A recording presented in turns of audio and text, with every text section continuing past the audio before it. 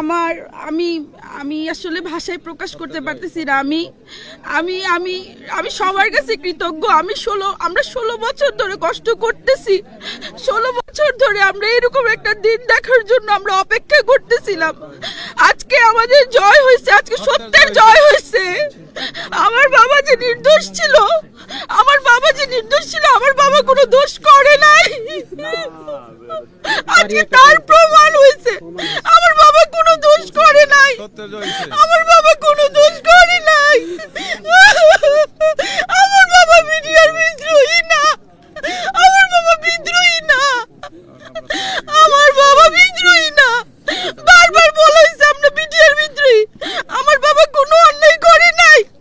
আমার বাবা একজন আর্মি অফিসারকে উল্টো বাঁচাইছিল, তবুও তাকে বলা হয়েছিল সে কেন তার দায়িত্ব পালন করে নাই।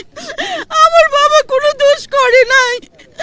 আমি সবার কাছে আমি এই যারা এর সাথে সম্পৃক্ত ছিল আমি সবার কাছে কৃতজ্ঞ। আমার বাবাকে আমরা ফিরে পেলাম। আমার বাবা কোনো দোষ করে নাই, আমরা তাকে ফিরে পেলাম।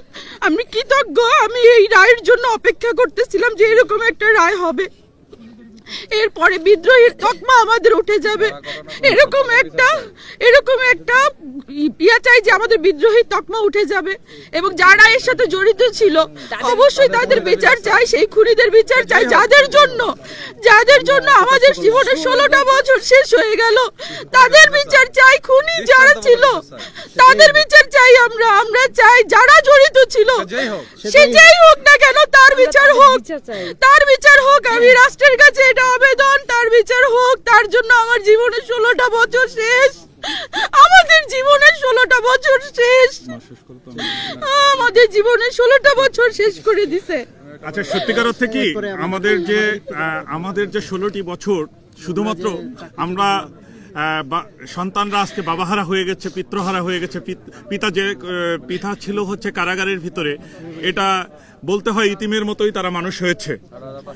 এই 18,500 বিডিআর সদস্য আজকের থেকে আমার মনে হয় নিরপরাধ নির্দোষ বিডিআরদেরকে এখন চাকরিতে পূর্ণবহাল করে পূর্বের সুযোগ সুবিধা অক্ষুণ্ণ রেখে এবং যদি হত্যা মামলাগুলোকে থেকে খালাস দিয়ে আমাদেরকে পুনরায় এই রাষ্ট্র যেন বিবেচনা করে, আমরা যেন সীমান্তের লোক আবারও আমরা বাংলাদেশ রাইফেলস চলে যেতে পারি।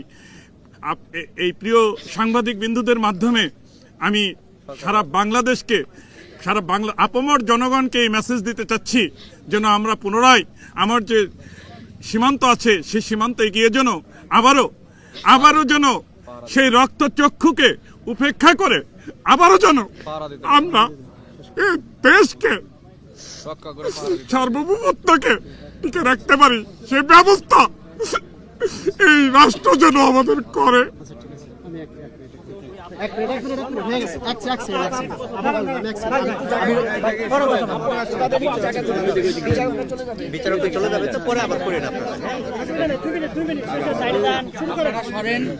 আমার বাবা না আমার ভাই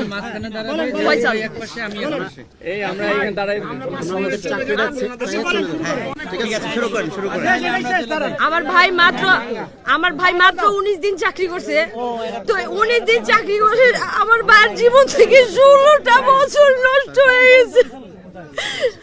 তোর জীবনে অনেক কিছু দিতে পারবো কিন্তু এই 16টা বছর কখনোই দিতে পারবো না।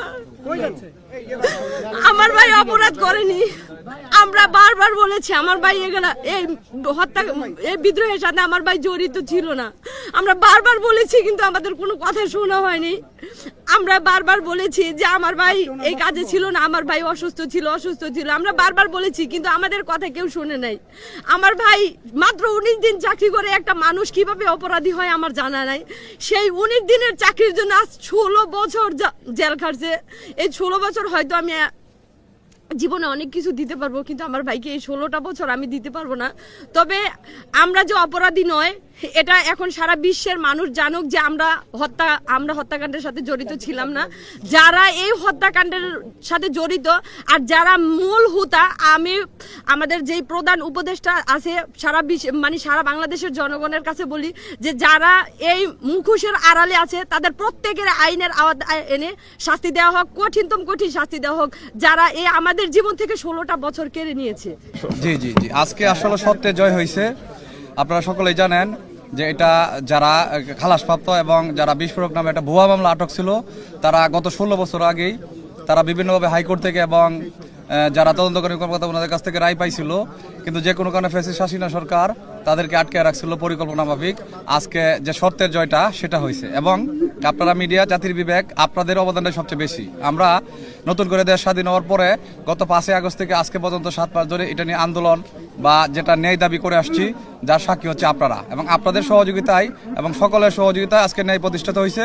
তারপর আরেকটা বিষয় হচ্ছে, এখানে আমাদের আজকে যতটুকু জানি 250 জন লোক মুক্তি পাইছে। এরপরেও কিন্তু আমাদের এখানে যারা খালাসপ্রাপ্ত আছে, 10 বছর সাজা ছিল বা 7 বছর ছিল, এরকম অনেক লোক আছে। আরো 800 কতজন লোকের মধ্যে যারা হত্যাকাণ্ড আপনারা জানেন, তখন ফ্যাসিস্ট হাসিনা সরকারের আমলে যাদের রায় হয়েছিল 156 জন, ওনারা ব্যতীত যারা যাবজ্জীবন আছে ওনাদেরকে ব্যতীত আরো প্রায় 3 থেকে 400 সৈনিক আছে যারা 5 বছর 7 বছর নিরপরাধ, তাদের সাজা শেষ হয়ে গেছে, তারা কিন্তু আজকে মুক্তি পায় নাই। তাহলে আশা করি পরবর্তীতে যে আমাদের